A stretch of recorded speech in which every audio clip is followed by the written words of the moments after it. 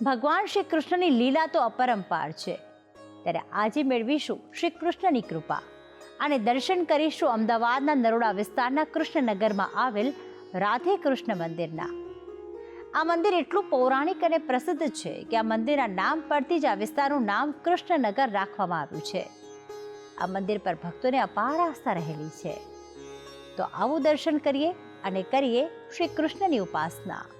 અમદાવાદના કૃષ્ણનગરમાં આવેલ છે ખૂબ જ સુંદર રાધે કૃષ્ણ મંદિર, જે ખૂબ જ પ્રતિષ્ઠિત કૃષ્ણધામ છે. આ મંદિરનું નિર્માણ વર્ષ 1978માં કરવામાં આવ્યું હતું.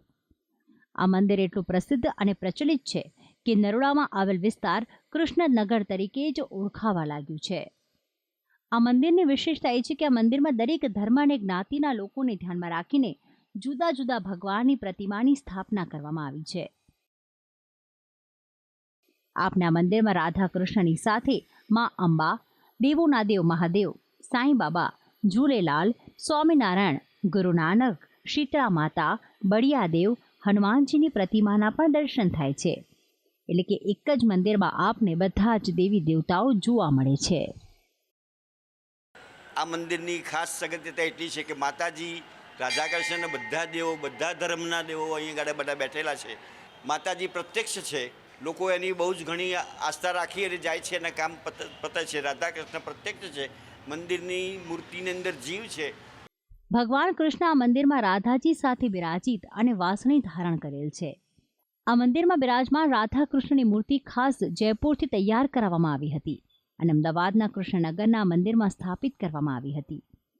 આસપાસ રહેતા તમામ રહેવાસીઓ પર ભગવાન કૃષ્ણના આ ધામ પર ખૂબ જ આસ્થા છે અને ભગવાન કૃષ્ણ તેમની દરેક મનોકામના પૂર્ણ કરશે તેવા વિશ્વાસ સાથે આ મંદિરમાં દર્શન કરવા આવે છે. આ ઉપરાંત આ મંદિરના નિર્માણ માટે ત્યાંના જ સ્થાનિકો દ્વારા ફંડ ભેગું કરીને સાથ સહકાર આપવામાં આવ્યો.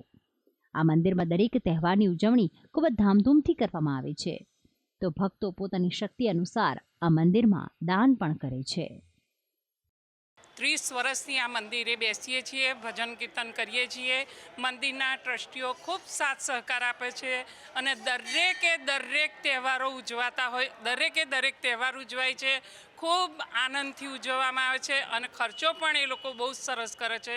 રાધા કૃષ્ણ મંદિર ઉપરથી જ અમારા કૃષ્ણનગરનું નામ કૃષ્ણનગર પડ્યું છે અને રાધા કૃષ્ણ મંદિરની અંદર રાધા કૃષ્ણ મંદિર એટલે શું કહેવાય છે અને ક્યાંથી ને ક્યાંથી લોકો દર્શન કરવા આવે.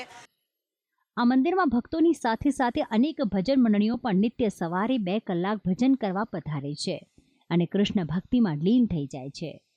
તો ભજન મંડળીઓની મહિલાઓ જાણે પોતે ગોપીઓ હોય તે રીતે નૃત્ય કરીને કૃષ્ણ ભક્તિ કરે છે.